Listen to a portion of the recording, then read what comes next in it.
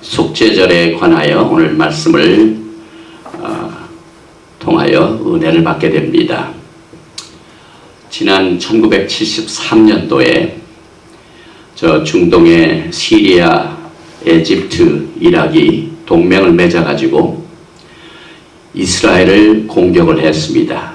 그 공격을 해서 벌어졌던 전쟁이 욤키푸어 전쟁입니다.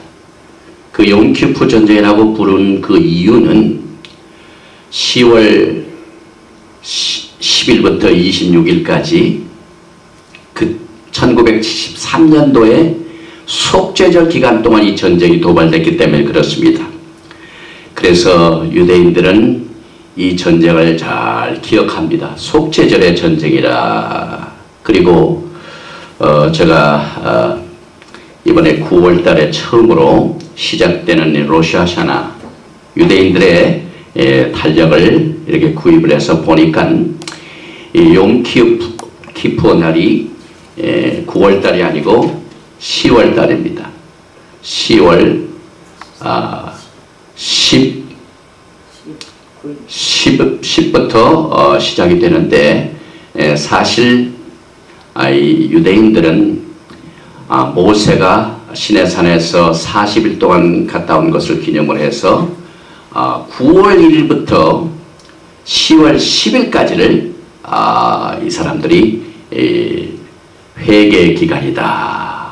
이렇게 회개 기간을 갖고 난 뒤에 욤키푸가 그때 시작이 됩니다. 그리고 또 이 유대인들은 이 날을 아주 성스럽게 보냅니다. 그래서 오늘 이 유대인들이 지키는 이 속죄절이 유대인들뿐만 아니라 여러분과 저와 똑같은 이 예수와를 구세주로 믿는 모든 사람들이 지켜야 되는 이 절기에 대한 메시지를 오늘 같이 나누게 됩니다.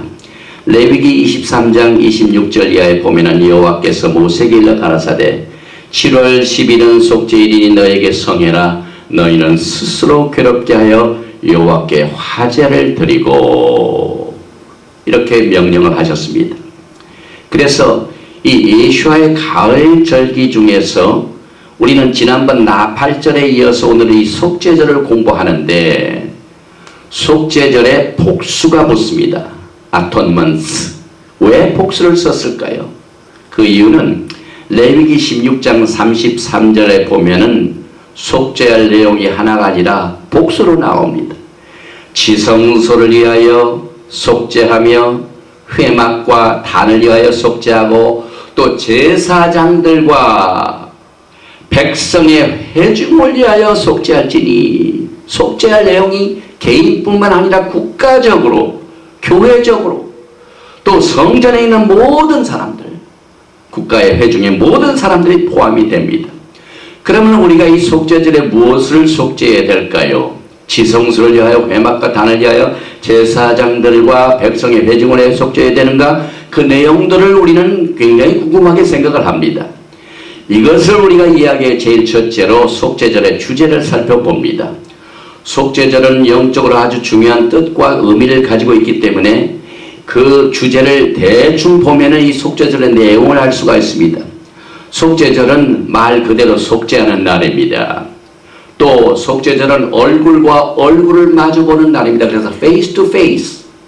모세가 시내산에 올라가 하나님을 얼굴과 얼굴을 마주볼 때 주님을 배웠는데 이것이 속죄절의 특징입니다. 왜냐하면 제사장이 1년에 한 번씩 지성소에 들어가서 나라를 위하여 속죄할 적에 시카이나 그로리 하나님의 영광이 임하면서 대제사장과 하나님이 대면을 하십니다. 그래서 1년에 한 번 얼굴과 얼굴을 마주 본다고 해서 속죄절은 페이스 투 페이스 얼굴을 마주 보는 날이다. 그래서 큰 날이라고 합니다. 또 이 속죄절의 특징은 금식하는 날입니다. 우리가 터키 먹으러 가자. 이 터키 먹는 시즌을 뭘로 의미합니까? 땡스기빙으로 여깁니다. 그런데 유대인들은 속죄절 하면은 모든 것을 다 금식하는 날입니다. 또 문을 닫는 날입니다. 또 큰 나팔을 부는 날입니다. 우리 나팔절 공부할 적에 큰 나팔 하면은 속죄절이다. 마지막 나팔은 네, 로샤샤나 나팔절입니다. 첫째 나팔은 오순절 나팔입니다. 또 두 번째는 이 속죄절의 뜻을 보면은 히브리어로 기푸어 카파라고 합니다. 이것은 덮는다, 제하여버린다, 화해하다, 용서하다는 뜻을 가지고 있기 때문에 성경에서 속죄절은 특별히 이스라엘 백성들의 죄를 용서해주는 지정된 날로 이해를 합니다. 속죄절과 유월절의 다른 점은 뭡니까? 유월절은 개인이 속죄를 합니다. 각각 한 사람 그 식구대로 양의 피를 문설주 문인방에 발라가지고 거기에서 출애굽을 합니다. 그렇다고 우리가 이 속죄의 내용을 보면은 죄뿐만 아니라 더 어려운 것들이 많죠. 단 속죄할 때, 이 단을 속죄할 적에 과거 이스라엘 백성들이 그 대제사장이 속죄할 내용할 때 그 비누로 아무리 씻어도 수세미로 아무리 씻어도 닦을 수가 없었습니다. 그런데 하나님께서 피를 통해서만이 속죄가 이루어지고 유월절은 개인적인 속죄, 또 이 속죄절은 국가적인 특별한 속죄제를 드리게 됩니다. 이스라엘 백성들이 하나님 앞에 속죄하는 내용 중에 하나가 하나님 앞에 큰 범죄를 저질렀습니다. 그래서 금송아지를 우상으로 숭배한 이 죄를 모세가 하나님 앞에 속죄하라 합니다.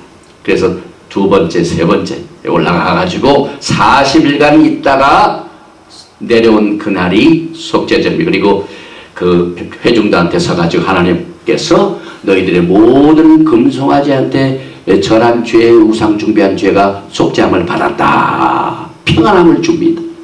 신명기 10장에 보니까 내가 처음과 같이 사실 주야를 산에 유하였고 그때에도 여호와께서 내 말을 들으사 얼굴과 얼굴을 마주봤습니다. 너를 차마 멸하지 아니하시고 백성들이 이 말을 듣고 얼마나 큰 평안을 얻었는지 모릅니다. 아론은 속죄절날 특별히 자기 자신, 그러니까 이 큰 대제사장이 속죄할 적에요, 흠이 있으면 안 됩니다. 그래서 자기를 위하여 반드시 속죄하라고 그랬습니다. 레위기 16장 주에 보면 아론은 자기를 위한 속죄제에 수송아지를 들이되 자기와 권속을 위하여 속죄하고, 아론뿐만 아니라 아론, 미세스 아론과 또 아들, 딸들, 권속들을 위하여 속죄하라고 그랬습니다. 그런데 이 속죄절의 특징 중에 하나가 두 염소를 취합니다. 레위기 16장 7절과 8절 말씀에 보니까 또 그 두 염소를 취하여 회막문 여호와 앞에 두고 두 염소를 위하여 제비 뽑되 한 제비는 여호와를 위하고 한 제비는 아사셀을 위하여 할지며, 하나님께서 이 속죄절에 아론에게 두 염소를 다 갖다 놓고 제비를 뽑습니다. 그런데 제비를 뽑을 적에 오른쪽에 있는 염소가 딱 여호와 앞에 이 바치는 염소로 뽑히면 그건 잘된 겁니다. 그리고 왼편에 제비를 뽑은 것이 딱 아사셀. 이 아사셀은 그 뿔에다가 주홍같이 붉은 뭡니까? 리봉을 딱 달아놓습니다. 그래가지고 한 10마일 정도 떠내려 버립니다. 멀리 죄를 떠내려 버리는 의미로 이 두 염소를 딱 잡아가지고 제비를 뽑아서 딱 오른쪽에 여호와를 위한 이 염소가 딱 맞춰지면 해독은 잘 된 겁니다. 그러나 불길하게 그게 순서가 바뀌어지면은 이스라엘에게 큰 변이 있었습니다. 그 변이 일어났던 내용을 나중에 설명을 하겠습니다. 그래서 레위기 16장 9절에 아론은 여호와를 위하여 제비 뽑은 염소를 속죄제로 드리고, 아사셀을 이를 위한 것은 아사셀을 위하여 제비 뽑은 염소는 산대로 여호와 앞에 두었다가 그것으로 속죄하고 아사셀을 위하여 광야로 보낼지니라. 그래서 이 광야로 보낸다는 것은 동이 서에서 먼 것처럼 죄와 우리 사이의 관계를 우리 하나님께서 완전히 없애버립니다. 그래서 주님께서 우리의 죄를 짊어가지고 한 그 내용을 여기에서 표현하고 있습니다. 그러면 언제 이 속죄제를 지키게 됩니까? 오늘 말씀해 보니까 여호와께서 모세에게 일러 가라사대 7월 10일은 속죄일이니 너에게 성해라. 지금 유대인들은 엘룰달입니다. 6월달입니다. 그래서 6월 1일부터 7월 10일까지, 그래서 40일 동안 금식을 하는데 7월 10일 딱 끝나는 날이 속죄절입니다. 그래서 이 속죄절을 우리 하나님께서 이스라엘 백성들뿐만 아니라 예수님을 믿는, 예수를 믿는 모든 사람들에게 이것은 성회다. convocation. 제가 이 예수와의 절기를 가르치면서 강조하는 내용은요, 이 성회가 무슨 뜻입니까? 우리 모두가 다 예복을 입고 예행 연습을 합니다. 그래서 유대인들은 하나님께서 주신 이 모든 절기를 지킬 적마다 이것은 convocation. 옷 입고 예행 연습을 한다. 결혼을 앞둔 신랑 신부가 결혼 전날 예행 연습을 합니다. 이 예행 연습이 얼마나 중요한지 모릅니다. 그래서 올해 유대인들의 달력에 보면 나팔절이 9월 30일입니다. 그런데 9월 29일 해 질 때부터 나팔절이 시작됩니다. 그래서 그것을 예행 연습하게 하여 지금 이렇게 포스터를 만들고 또 인터넷에 뽑아가지고 9월 29일 날 저녁 7시에 나팔을 100번을 분답니다. 전 세계 인터넷을 통하여. 왜냐하면 예행 연습입니다.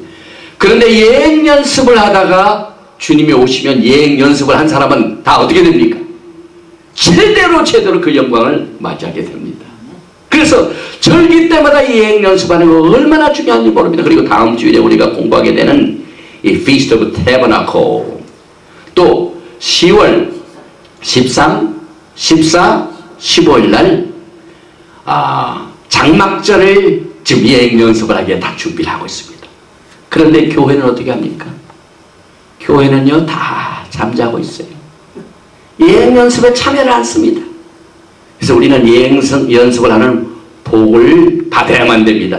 예행 연습을 하다가 주님을 영광 중에 만나는 사람은 전부 기름을 준비한 다사천합니다. 그러나 준비도 안 하고 있다가 그때 준비를 하려면 얼마나 당황스럽습니까? 그리고 이 속죄절은 이 금식을 하는데 성경 말씀에 뭐라고 써있냐면 너희는 스스로 괴롭게 하며, 스스로 괴롭게 한다는. 그래서 이 올소독 주들은요 물 안 먹죠, 음식 안 먹죠, 또 방도 따로따로 쓰죠. 그 다음에 가죽 구두를 또 신습니다.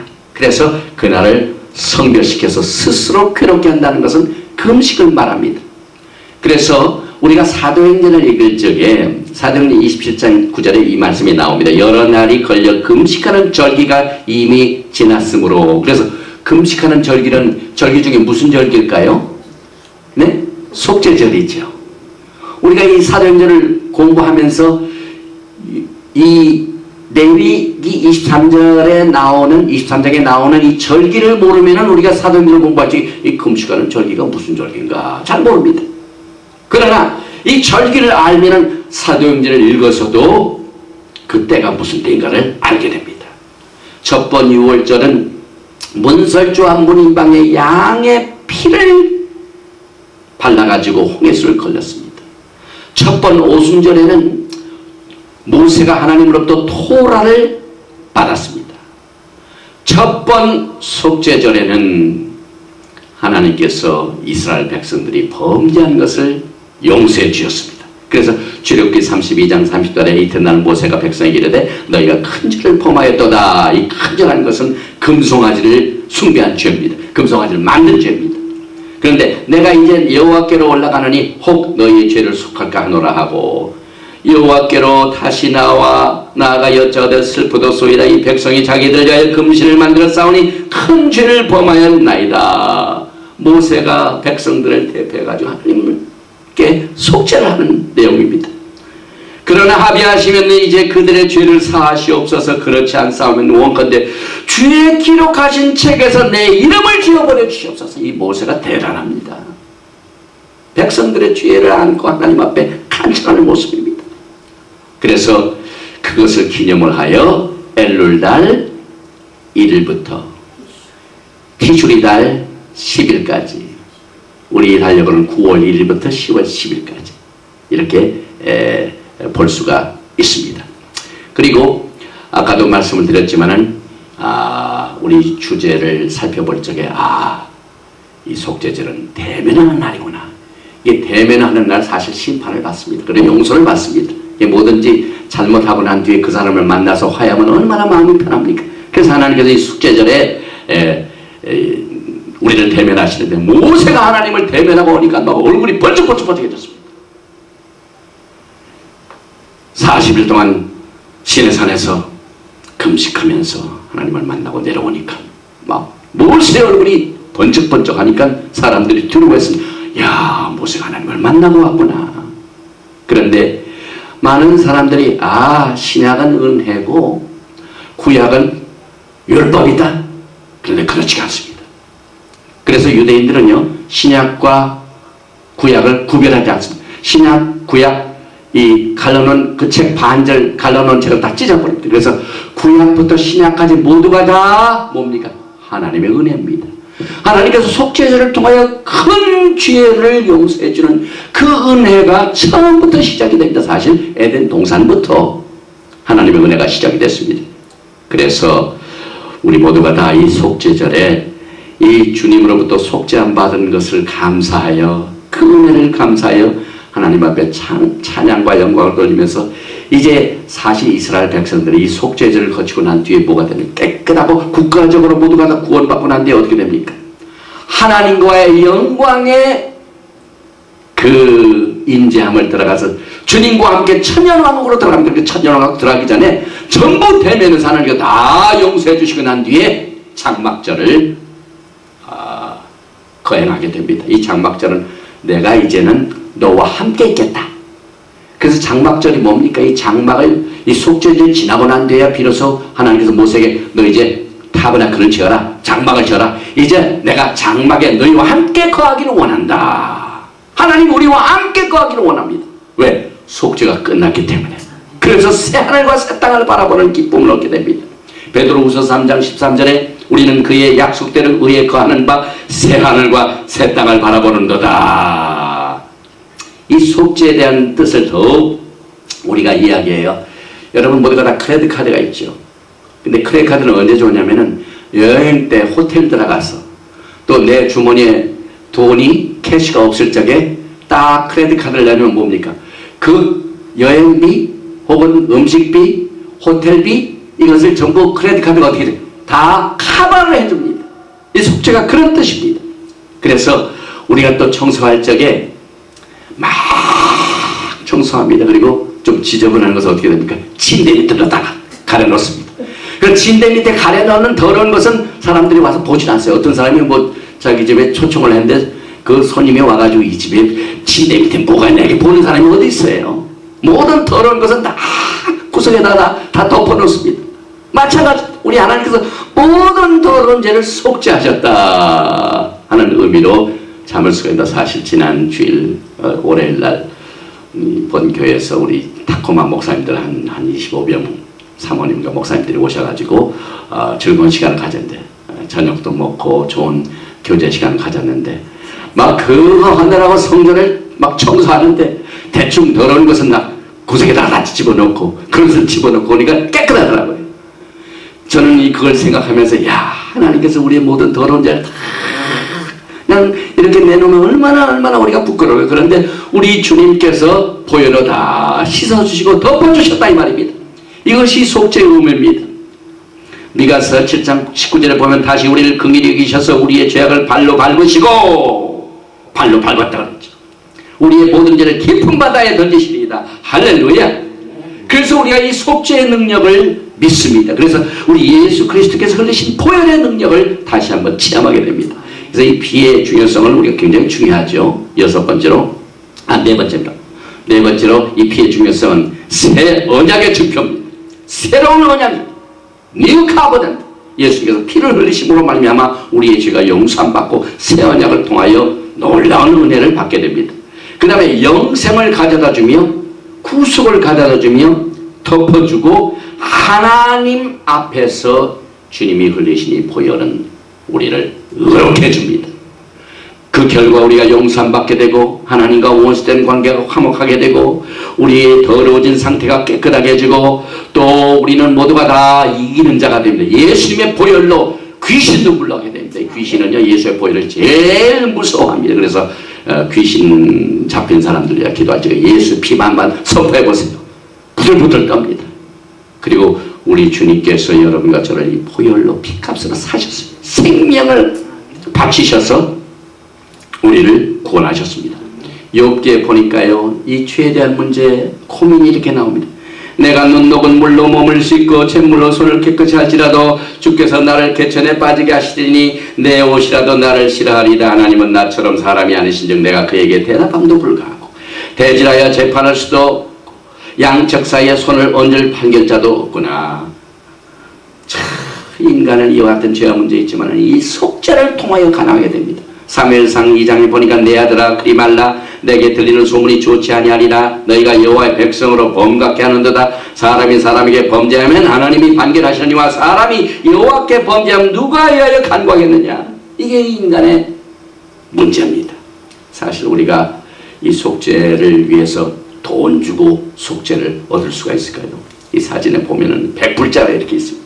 이걸로 우리가 용서함을 받을 수가 있을까요? 자기의 재물을 의지하고 풍부함으로 자긍하는 자는 아무도 결코 그 영혼을 구속하지 못하며 저를 위하여 하나님께 속전을 바치지도 못할 것은 저의 생명의 구속이 너무 귀하며 영영이 못할 것입니다. 시편 49편 6절에서 8절 말씀입니다. 하나님은 나를 영접하시니 이름으로 내 영혼을 음부의 권세에서 구속하시도다. 결국 우리 그리스도께서 우리를 위하여 저주를 받은 바 되사 율법의 저수에서 우리를 속량하셨으니 기록된 바 나무에 달린 자마다 저주 아래에 있는 자라 했습니다. 갈라디아서 3장 13절 말씀. 또 히브리서 10장 4절에 보니까 니는 황소와 염소의 피가 능히 죄를 없이 하지 못함이라. 그러므로 세상에 임하실 때 가라사대 하나님이 제사와 예물을 원치 아니하시고 오직 나를 위하여 한 몸을 예비하셨도다. 전체로 번제함과 속죄제는 기뻐하지 아니하시나니. 이것이 이제 예수님께서 이 세상에 오시기 직전에 하나님과 대화를 나누신 장면입니다. 우리를 속죄하시기 위해 이제 이 세상으로 가시기 직전에 하나님 아버지와 대화를 하는 내용입니다. 그래서 이 유월절은 개인적인 죄지만은 이 속죄제는 이스라엘 국가의 속죄를 가져다 주기 때문에 우리도 기도할 적마다 내 개인의 죄, 우리의 권석들의 죄, 우리 교회 식구들의 죄, 그 다음에 대한민국의 죄를 위하여 기도해야 됩니다. 그래서 메시안 유대인들은요, 예배 보기 전에 현장, 예루살렘에 있는 웨스턴 월, 통곡의 벽을 인터넷으로 연결시켜가지고 현장을 장면합니다. 토요일날 예배 드리면은 그날 저녁입니다. 그러면 저녁에도 그 현장 라이브 카메라를 딱 연결시켜서 화면을 비춰보니까 많은 사람들이 와서 기도합니다. 그 기도하는 예루살렘을 향하여 모든 이 교회 성도들과 목사님들이 국가를 위하여 기도하는 장면을 제가 보았습니다. 예수님께서 여러분과 저의 큰 대제사장이 되시기 때문에 우리의 속죄가 가능한데, 성경에 보면 레위기 16장에 보면 대제사장은 이렇게 합니다. 그가 지성소에 속죄하러 들어가서 자기와 그 권석과 이스라엘 온 회중을 위하여 속죄하고 나오기까지는 누구든지 회막에 있지 못할 것이며 1년에 한 번씩 딱 한 사람을 만들어 대제사장 혼자만 들어갑니다. 여기서 들어갔다면 죽습니다. 그런데 대제사장이 성전에서 제복을 입지만은 이 속죄절 때 지성소에 하나님을 만나서 백성들의 죄, 자기의 죄, 모든 회중들의 속죄할 적에는 반드시 화려한 옷을 입지 아니하고 깨끗한 세마포옷을 입습니다. 그래서 성전복을 다 벗어버리고 5번 목욕을 합니다. 그런데 이 세마포 하얀 옷은 뭘 의미합니까? 의를 말합니다. righteousness. 그래서 과거에 예수님 계셨을 때 성전에서 대제사장들이 속죄절 날은요, 일주일 전부터 기숙사에 들어갑니다. 성전 안에 보면 여기 모습이 나오죠. 기숙사. 벙커베드가 있어요. 벙커베드. 그런데 저 위에 벙커베드 좋은 데는 나이 많은 제사장들, 큰 대제사장들이고, 저 땅에 있는 젊은 사람들, 이제 막 시작한 사람, 자그만치 예루살렘 성전에 하나님을 섬기는 대제사장과 성직자들이 500명이 넘습니다. 그래서 이 성직을 거행하다가 죽는 사람도 있기 때문에 막 훈련을 해서 항상 이 서브스티튜트를 같이 준비를 합니다. 그만큼 정확하게 준비를 했습니다. 그래서 일주일 전에 가서 준비를 합니다. 그리고 이 대제사장이 흰옷을 입는 것은 신부들이 올 것 같습니다. 이사야서 61장 10절에 보니까 내가 여호와로 인하여 크게 기뻐하며 내 영혼이 나의 하나님으로 인하여 즐거워하리니 이는 그가 구원의 옷으로 내게 입히시며 의의 겉옷으로 righteousness 이게 세마포입니다. 내게 더하심이 신랑이 사모를 쓰며 신부가 자기 보물로 탄장을 맡게 하였답니다.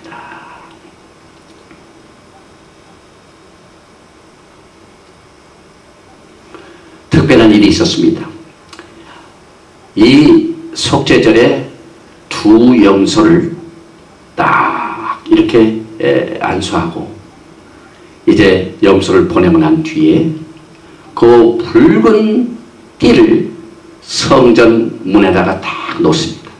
그러면은 그 속죄절 때마다 반드시 무슨 일을 하냐면은 멀리 떠난 염소가 멀리 가가지고 죽습니다. 그럼 모든 죄가 다 사해졌다는 얘기입니다.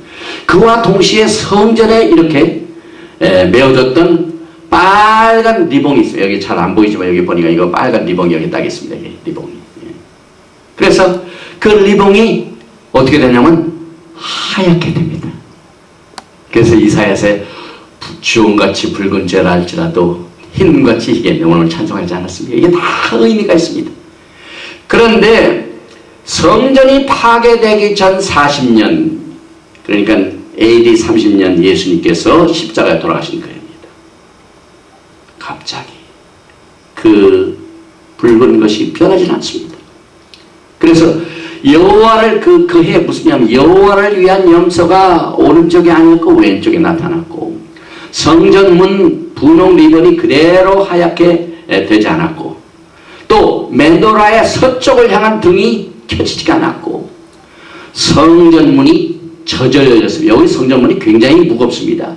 여기가 한 12feet고 이건 뭐 이거에 그러니까 제사장 거기서 성전에서 일하던 사람들이 성전문을 열려면은 몇 사람 한 15명 16명이 이렇게 동원이 돼야 문이 열립니다. 그런데 예수님께서 십자가에 돌아가신 그 해에는 이 성전문이 젖어 열렸습니다.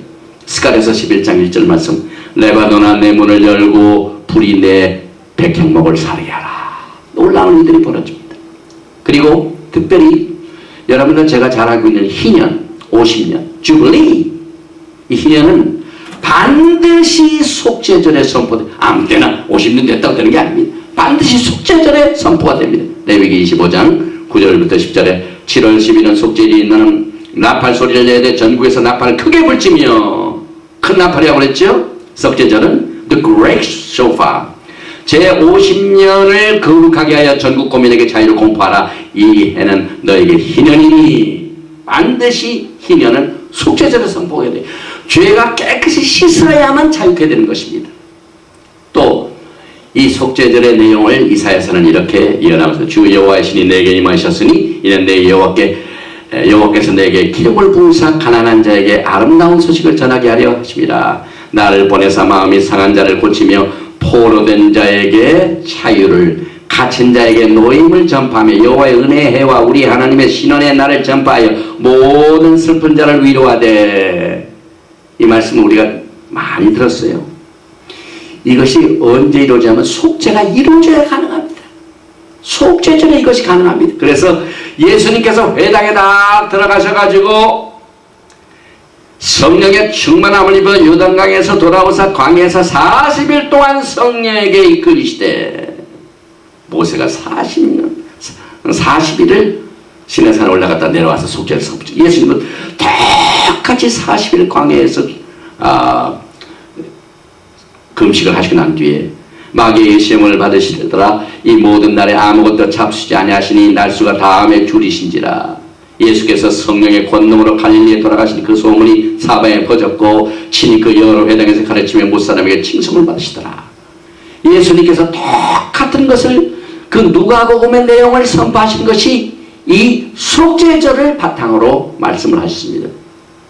그래서 우리는 신약을 읽을 적에 구약의 내용을 잘 모르면 건성으로 읽습니다. 그러나 무슨 말씀을 읽어도 구약의 내용과 이 토라의 기본을 읽게 되면 말씀이 막 튀어나옵니다. 입체적으로 튀어나옵니다. 그래서 우리는 성경 창세기부터 요한계시록까지가 다 우리에게 생명의 말씀입니다. 또 이 속죄절은요, 책을 덮는 날입니다. 그래서 예수님께서 아까 그 회당에 가셔서 선포하시던 책을 덮어, 그 말씀, 이사야서 말씀을 딱 하시는데 책을 딱 덮습니다. 그래서 이 속죄절은 책을 덮는 날이다. 그 맡은 자에게 주시고 앉으시니 회당에 있는 자들이 다 주목하여 보더라. 이에 예수께서 저에게 말씀하시되 이 글이 오늘날 너희 귀에 응하셨느니라 하시니. 그래서 유대인들은 이 속죄절은 책을 덮는 날이다. 나팔절에는 책을 열었습니다. 그러나 이 속죄절은 책을 덮습니다. 그리고 이제 그 예수님께서 그 회당에서 말씀하신 내용이 누가복음 4장 28절부터 30절까지 이렇게 나옵니다. 회당에 있는 자들이 이것을 듣고 반응이 나오죠. 주님께서 말씀을 증거하니까요, 그 회당에 있는 사람들이 다 할렐루야 하고 아멘으로 받아야 되는데 어떻게 됩니까? 다 분이 가득하여 일어나 동네 밖으로 쫓아내어 그 동네가 건설된 산 낭떠러지까지 끌고 가서 밀쳐 내리치고자 하되 예수께서 저희 가운데로 지나서 가시니라. 아사셀을 위한 염소는 그 뿔에 분홍 리본을 달아가지고 약 10마일 정도 저 광야로 보내갔는데 어디에 버립니까?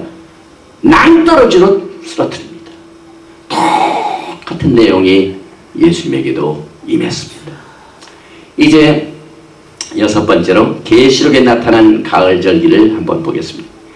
예수와의 절기 중에서 가을 절기를 이해하지 않고서는 요한계시록을 읽어도 가장 지식적으로만 이해를 합니다. 그래서 이 요한계시록 강해할 적에 이 나팔절, 속죄절, 장막절 이것을 잘 이해하게 되면 요한계시록의 내용이 막 입혀집니다. 그대로 말씀이 성취되는 것을 우리가 피부로 느낄 수가 있습니다. 그래서 몇 가지를 보면은 레위기 16장 12절에 보니 향로를 취하여 여호와 앞 단위에서 피운 불을 그것에 채우고 또 그 두 손에 곧게 간 향기로운 향을 채워가지고 장 안에 들어가서 여호와 앞에서 분향하여 향연으로 증거께 위 속죄소를 가려오게 할지니 그리하면 그가 죽음을 면할 것이며. 지금 대제사장이 무슨 옷을 입었습니까? 하얀 옷을 입었죠. 지금 어디에 있습니까? 지성소에 들어가 있죠. 무슨 날입니까? 속죄절입니다. 향기를 피우. 그런데 이 피를 7번 뿌립니다. 7번. 이 백성들의 죄를 위하여. 그리고 시편 141편 2절에 보면 나의 기도가 주의 앞에 분향함과 같이 되며 나의 손드는 것이 저녁 제사 같이 되게 하소서. 그래서 레위기 말씀과 시편을 보면은요, 그 대제사장이 속죄제에 들어가서 분향하는 내용들을 우리가 어떻게 이해를 합니까? 요한계시록을 보니까 계시록 6장 9절에 한참 이 세상은 환란이 임할 때입니다.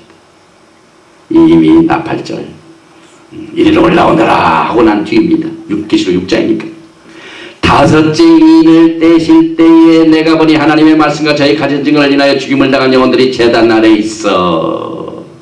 또 요한계시록 8장 3절에 보니까 또 다른 전사가 와서 제단 곁에 서서 금향로를 가지고 많은 향을 받았으니 이는 모든 성도의 기도들과 합하여 보좌 금단에 드리고자 합니다. 시편의 향이 뭐라고요?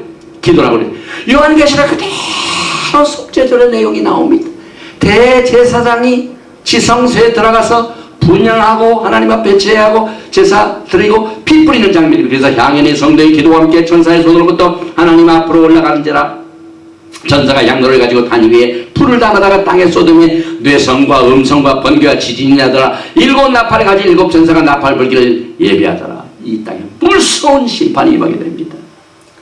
또 이사야서 63장을 보면은 에돔에서 오며 홍의를 입고 보스라에서 오는 자가 누구뇨? 그 화려한 의복 큰 능력을 거는 자가 누구뇨? 그는 내니 의를 말하는 자여 구원하기에 능한 자니라. 요한계시록에 보면은 예수님께서 지상제림 하실 적에요, 그 옷에 뭐가 묻어 있습니까? 피가 묻었습니다. 그래서 우리가 요한계시록 19장 예수님의 지상제림, 그래서 이 속죄절에 예수님의 지상제림이 이루어진다고 믿고 있습니다. 그런데 예수님께서 뭐 깨끗한 옷을 입고 오시지 왜 그렇게 피 뿌린 옷을 입으셨나? 예수님이 다 이스라엘 백성들의 속죄를 받은 겁니다. 우리 모두가 6월절 날 우리는 다 개인적으로는 씻음받았지만 하나님께서 맺은 언약을 받은 이 이스라엘 백성들이 개인적으로는 몇 사람 메시아닉 주들은 다 예수와를 구세주로 영접했지만은 국가적으로는 아닙니다. 그래서 속죄제는 누구를 위한 속죄라고 해요? 국가적인 속죄입니다. 국가적인 속죄가 이루어졌기 때문에 예수님께서 지상전에 마셔서 이 땅에 이제 천년왕국을 세우게 오시는데 계시록 11장 15절 내버리간 7째 천사가 나팔을 불매 하늘에 큰 음성들이 나서 가로되 세상 나라가 우리 주와 그 그리스도의 나라가 되어 그가 세세토록 왕노를 하시로다 하니 하나님 앞에 자기 보좌에 앉으신 24 장로들이 엎드려 얼굴 대고 하나님께 경배해 가로되 감사하노니 옛적에도 계셨고 시방도 계신 주 하나님 곧 전능하신 이여 친히 큰 권능을 잡으시고 왕노를 하시도다. 이방들이 분노하며 주의 진노가 임하며 죽은 자들 심판하시며 종선자들과 성도들과 또 물은 대선하고 주의 이름을 경외하는 자들에게 상 주시며 또 땅을 망하는 자들을 멸망시키실 대로소로이다 하더라.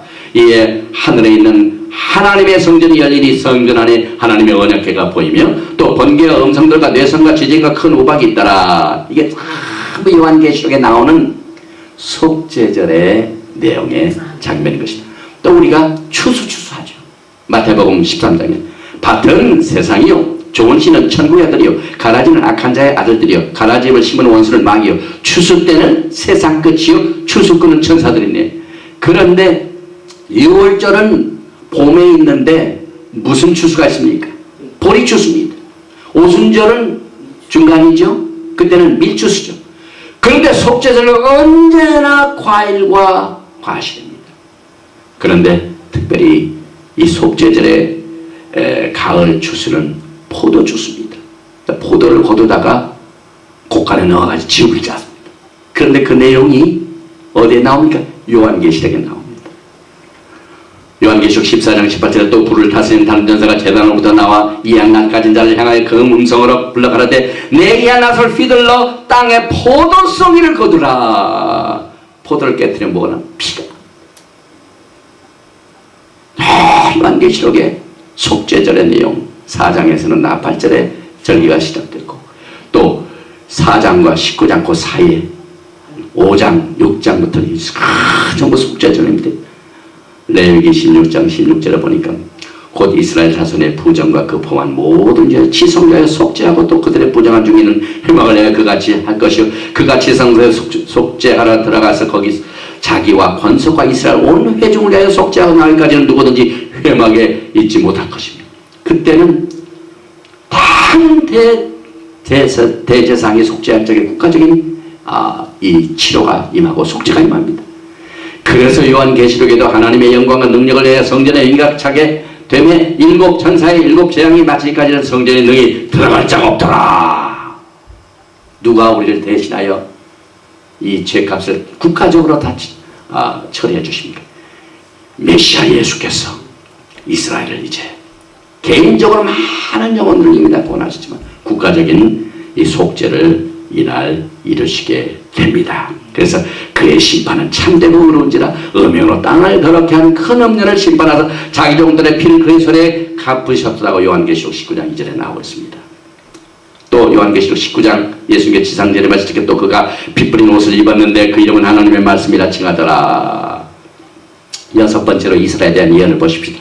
예언적으로 볼 적에 이스라엘은 개인적으로는 구원받은 사람이 꽤 있습니다. 많이 지금 늘어납니다. 메시아는 유대인들이 예수를 메시아로 받았는데 그러나 국가적으로는 속죄전에 다 항복하고 돌아옵니다.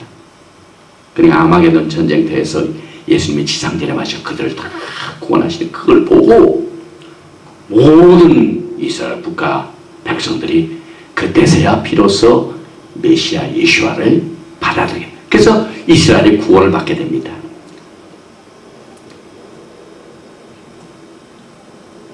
지금 현재 이스라엘은 수건을 써가지고 가려워졌습니다. 메시아를 보지 못합니다. 그래서 우리 교회들이 먼저 우리의 수건을 벗고 이스라엘 백성들의 수건을 벗어주는 이 사역을 복음을 증거할 적에 이 절기를 통하여 잘 공부해야 되면 유대인들이 잘 알아듣습니다. 그러나 다른 방법으로 예수를 전하면 안 들립니다. 그래서 교회가 이스라엘의 계획에 대해 2가지의 수건이 있습니다. 첫째, 도대체 이 교회가 하나님께서 선민으로 삼으신 이 이스라엘 백성들에 대한 이 계획을 잘 모르고 있습니다. 과거에 이스라엘 백성들이 하나님으로부터 언약을 받았는데 아브라함의 축복을 다 받았는데 이제는 끝이다. 그게 다 우리한테 임했다. 바꿔치기 했다. 잘 모릅니다. 또 그 수건을 벗기는 이 교회의 역할을 이해하지 못합니다.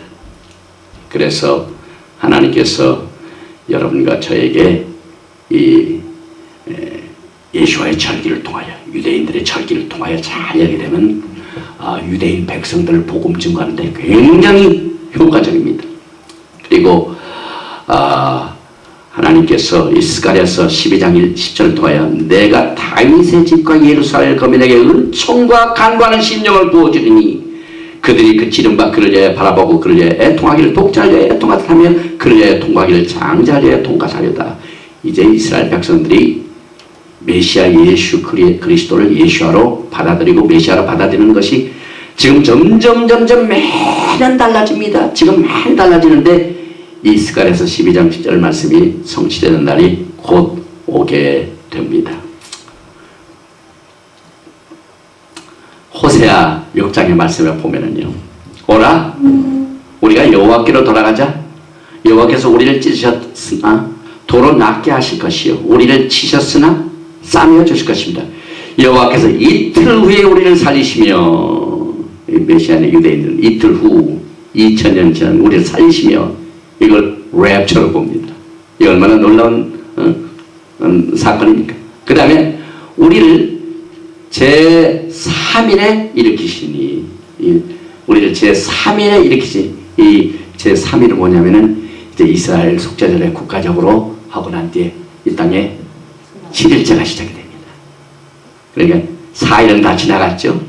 아담서부터 지금까지 6천년 인간 6천년의 역사가 다 끝나고는 7천년째 제3일째는 우리를 일으키시니 영광스러운 천년왕국의 모습이 이 호세아를 통하여 얘기가 되는데 여기에 보니까 또 늦은 비가 나옵니다. 그러므로 우리가 여호와를 알자 힘써 여호와를 알자 그의 나오심은 새벽빛같이 일정하니 비와 같이 땅을 적시는 늦은 비와 같이 우리에게 임하시다. 이 메시아의 유대인들은 비를 축복으로 봅니다. 지금 엄청난 마지막 때 축복이 쏟아지고 있다.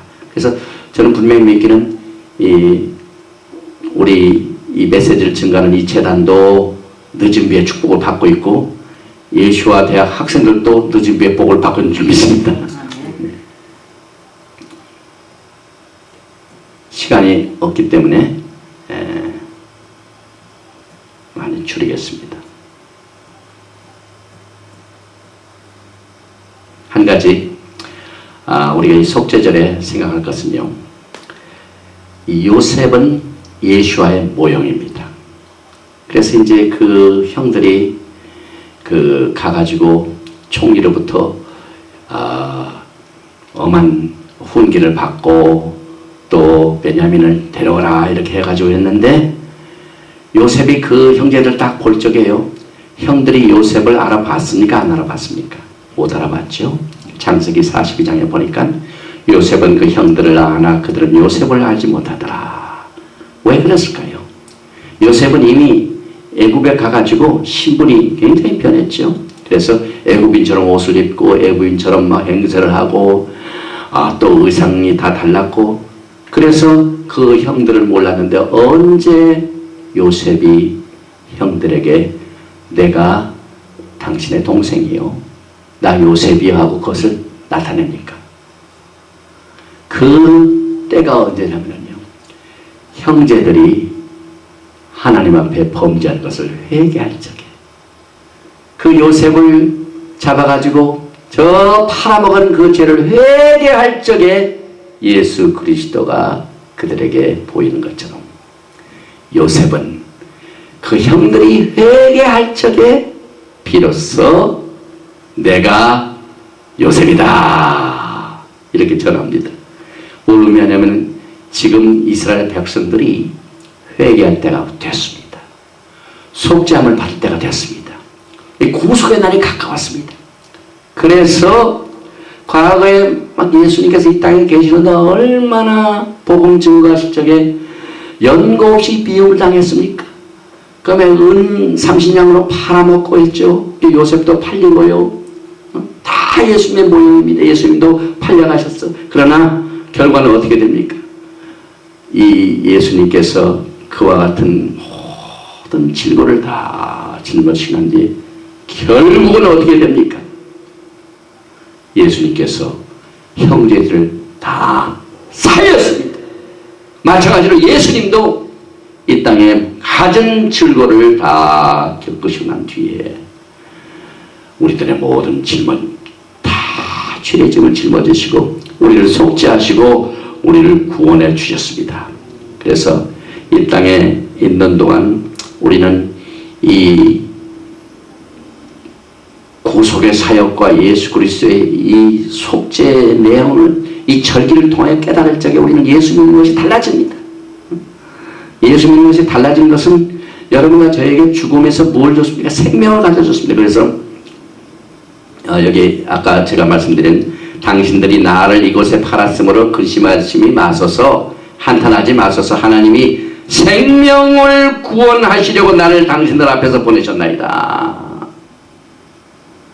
이스라엘 백성들의 생명을 구하기 위해 요셉을 통하여 그런 것처럼 우리 예수 그리스도께서 대신 우리를 속량하셨습니다. 우리의 죄를 짊어지셨습니다.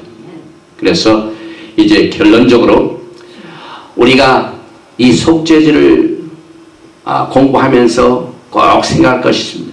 우리 믿는 크리스찬들에게는 이 속죄절이 기쁨의 날입니다. 왜냐하면 우리의 죄값이 다 청산됐기 때문에 그래서 어린 양의 피로 구속함을 받았기 때문에 우리는 즐거워 기뻐하는 날입니다.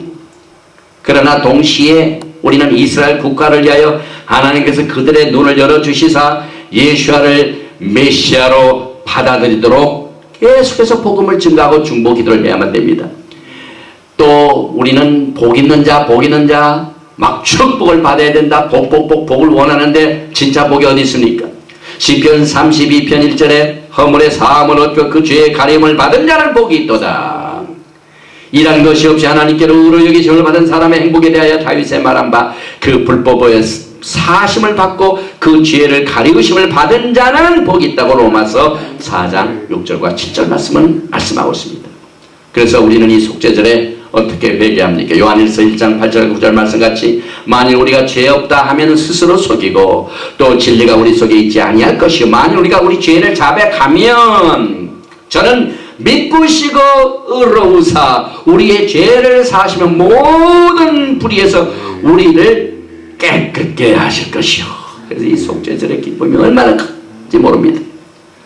성경은 계속해서 구속자가 시온에 임한다고 했습니다. 이스라엘을 구속하시게 하여 이 땅에 약속하신 천년왕국을 이루시게 하여 이사야서 59장 20절과 21절에 여호와께서 가라사대 때 구속자가 시온에 임하며 야곱 중에 죄가를 떠난 자에게 임하리라. 그래서 결국 이스라엘이 구원을 받게 됩니다. 이 속죄절의 의미가 거기에 있습니다. 욥기 19장 25절에 내가 알기에는 나의 구속자가 살아계시니 후일에 그가 땅에 서실 것이다. 로마서 11장 26절에 그리하여 온 이스라엘의 구원을 얻으리라. 기록된 바 구원자가 시온에서 오사 야곱에게서 경건치 않은 것을 돌이키시겠고. 이 속죄절은 예수 그리스도의 치상제рем을 의미합니다. 이스라엘을 구속하시게요. 이스라엘 국가적으로 구속하시게. 예수님이 직접 마운트 올리브 감난산에 그 발을 댔습니다. 요한계시록 19장에 그가 피 뿌린 옷을 입었는데 왜 예수님께서 피 뿌린 옷을 입었습니까? 절기 중에서 대제사장이 1년에 한 번 속죄하게 하여 지성소에서 피를 7번 뿌립니다. 똑같은 내용입니다. 그래서 우리 예수님께서는 만왕의 왕이 되시고 만주의 주가 되십니다. 그런데 한 가지, 지금 교회하고 이스라엘 백성들에게 비교해 볼 적이에요. 제가 메시아닉 유대인들의 이 신학과 이것을 공부하면서 한 가지 느낀 것은요. 유대인들은 그 메시아닉 교회에서 어떻게든지 이 그리스도의 뜻을 이루게 하는 왕국의 계획을 이루어달라고 기도하고 찬양합니다. 이 땅에 메시아가 속히 오셔서 이 땅에 메시아의 약속하신 나라를 이루소서. 그래서 그의 의가 이 땅에 빛나게 하소서. 그것이 교회의 부흥이요 그것들이 기도입니다. 그런데 우리 이방인 교회들은요, 눈만 떴다 하면 교회 부흥이에요. 왜 그럴까요? 교회가 부흥되면 커지면 어떻게 됩니까? 운동되기를 좋아합니다. 그래서 요한 3서에 보면은요, 예수님의 가장 사랑을 받았던 요한이요, 그 이방인들에게 굉장히 핍박을 받습니다. 영접지 않습니다.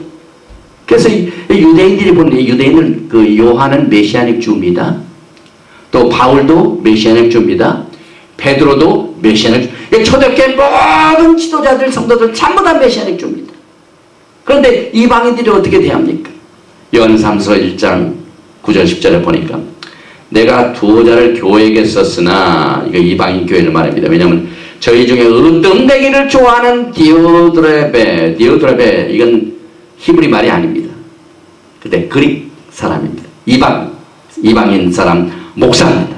디오드레베 이방교회 목사가 우리를 접대하지 아니하니 이러므로 내가 가면 그 행한 일을 잊지 아니하더라. 저가 악한 말로 우리를 망령되이 평론하고도 유의 부족하여 형제들을 접대치도 아니하고 접대하고자 하는 자를 금하여 교회에서 내어 쫓는도다. 우리 유대인들을 이렇게 하면 안 됩니다. 이제 예수님께서요, 나라를 심판한 적에 염소와 양으로 다 가릅니다. 그런데 그 가른 기준이 어떻게 됩니까? 아사셀 그 염소하고 주를 위해 여호와를 위한 그 염소를 가르듯이 딱 심판대 가르는데요, 그 가르는 기준이 이 땅에 있는 동안 예수님은 유대인 아닙니까? 유대인 사람들, 유대인 국가 이스라엘을 어떻게 접대했는가, 그거에 따라서 영접을 하면은 오른쪽에, 영접지 않고 유대인들을 미워하고 접대지도 아니하고 또 유대인들을 돕는 자를 금해가지고 교회에서 내줬습니다. 지금 그와 같은 일들이 벌어집니다. 지금 미국에도요, 많은 신실한 교회들이 얼마나 유대인들을 위해 기도하고, 유대인들이 지금 어려움을 당하기 때문에 그들 위하여 기도를 하고 막 이렇게 하는데요, 그걸 싫어하는 사람들이 굉장히 많아요. 그래서 우리는 으뜸되기를 좋아하는 이방인 교회가 되지 말고 우리 예수와 한 분만을 영화스럽게 하고 그분을 높이고 그분의 의가 이 땅에 임하기를 간절히 소원하고 기도하고 복음을 전해야만 되는 것입니다. 다음 강의는 장막절입니다. 이 장막절은요, 온 나라가 예수 앞에 무릎을 꿇는 날입니다. 그래서 예수님께서 개인적으로 다 구원시키고 난 뒤에 장막절 전에 속죄절에 이스라엘을 국가적으로 속죄시켜서 구원하시고 난 뒤에 이제 나머지는 어떻게 됩니까? 전 나라를 상대합니다, 여러분. 그러니까 하나님의 구원의 방법이 개인, 국가, 전 세계입니다. 그래서 이 장막절은요, 전 세계가 주님 앞에서 무릎을 꿇는 장면이 나옵니다. 그래서 그 행사를 우리가 공부하게 되는데, 이 사진은 제가 아까 이 부야랍 저쪽에 있는 메시아의 교회들이 지금 나팔절 준비, 장막절 준비하는 내용, 예행 연습을 잘하는 모습을 보고 우리 교회들도 이 절기를 통하여 예행 연습을 잘하여 주님으로부터 칭찬받는 여러분과 제가 되시기를 주님의 이름으로 축원드립니다.